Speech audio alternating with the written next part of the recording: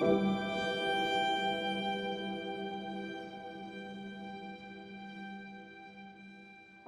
сме в Букурещ, в парка Карл Михай, където се намира паметника на Христо Ботев, а близо до него е и паметника на Левски. 150 години от безсмъртния подвиг. Тук сме с професор Ненов, директор на Русенския исторически музей. Здравейте, професоре! Когато говорим за Румъния, за Букурещ, винаги в паметта ни изплуват Левски, Ботев, Каравелов. Безспорно е така, защото те са в основата на нашата национална гордост, довела, разбира се, и до свободата. Този празник, който виждаме днес, е изключително важен за всички нас, не само за българската общност в Румъния и в Букурещ, но ето този празник показва как ние от двете страни на Дунав имаме памет за началото. Ботев е изключителен, всички го признаваме, и той е точният лидер в точното време, който ни е трябвал, за да остане вечно жив в сърцата ни. Когато говорим за всички тези герои, правим впечатление, че във всеки един кабинет на политик висят тези портрети на Ботев и на Левски. Искаме да се асоциираме ли с тях или нещо крием? Може би искаме да се съизмерваме. Разбира се, трудно е такова величие и не всеки би жертвал себе си, но те затова са всъщност герои, затова са на този пиедестал, за да се опитваме и не е задължително да ги стигнем. Не всички можем да бъдем герои. Трябва и да работим в останалото време. Казват, че човек не се ражда герой, просто това се случва. Напълно е възможно обстоятелствата да превърнат обикновен човек в герой. Но това, което се е случило с нашите водачи, ги прави особени. Затова ги почитаме. Така, сега искам да ви представя негово превъзходителство, посланник Радко Вайков. Ваше превъзходителство, здравейте.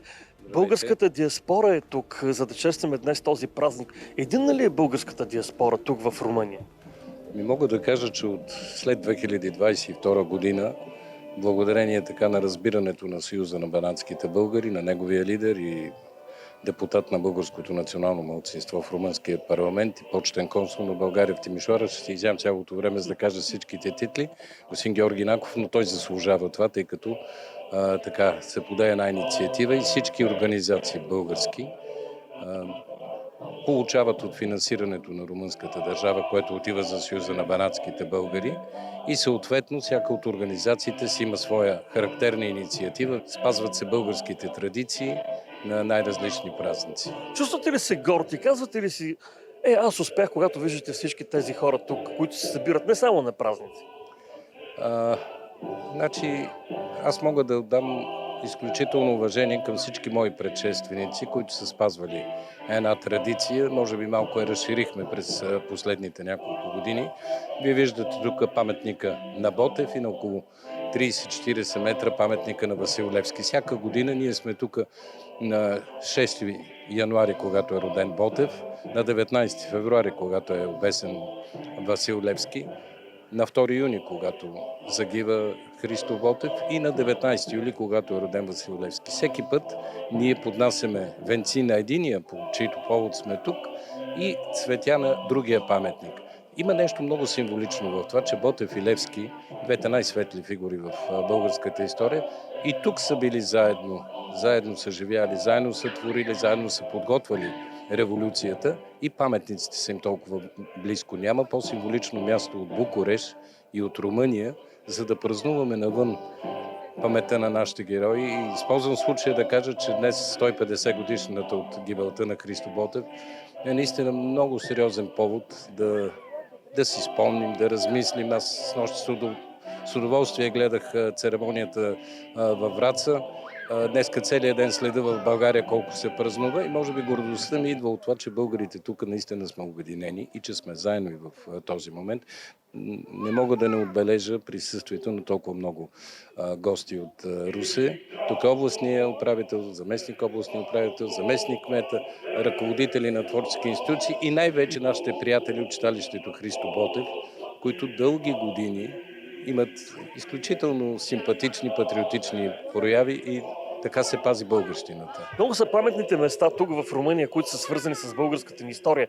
И може би хората си задават въпроса за едно от местата – Сулаковия хан. Сулаковия хан наистина е, така мога да кажа, наша болка, грижа, отговорност. Когато дойдох тук, Сулаковия хан вече беше изкупен от общината, беше частна собственост, т.е.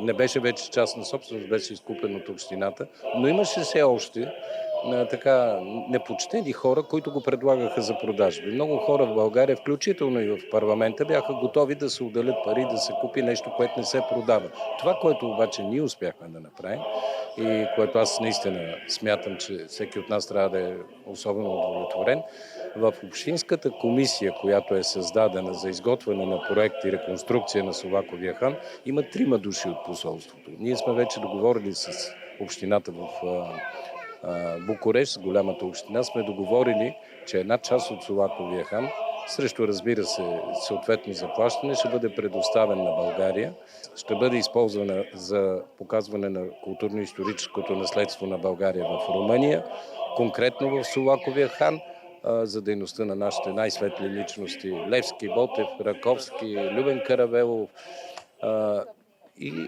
една част, за която нашите сънародници да работят. И позволете ми една новина. Днес в Тулча, в този момент, се монтира паметника на Стефан Караджа. Аз съм изключително удовлетворен от това, защото ние успяхме да се договорим с кметството в Тулча, да подпишем един договор. Стефан Караджа е живял 8 години там и днес вече паметника е готов. Той е изцяло изграден с средства отпуснати, т.е. дарени най-вече от българските общини и от частни граждани. Прекрасна инициатива беше. Предстои, предполагам, до края на този месец да го открием. До халите в Русе паметника, който е това, което е в Тулча, е реплика, разбира се, само бюст, но е много символично, че Русе ще присъства и там. Благодаря ви, както чухте новина, паметникът на Стефан Караджа ще изгрее и в Тулча.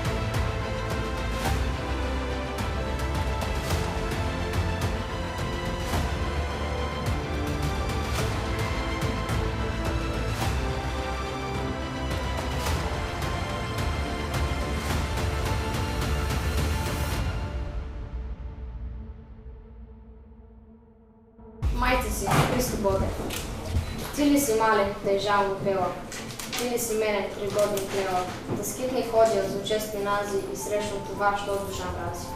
Бащина ли съм попил мале, тебе ли покри стълбоки рани, да моята младост, мале зелена, стъпне и две минуто я звена.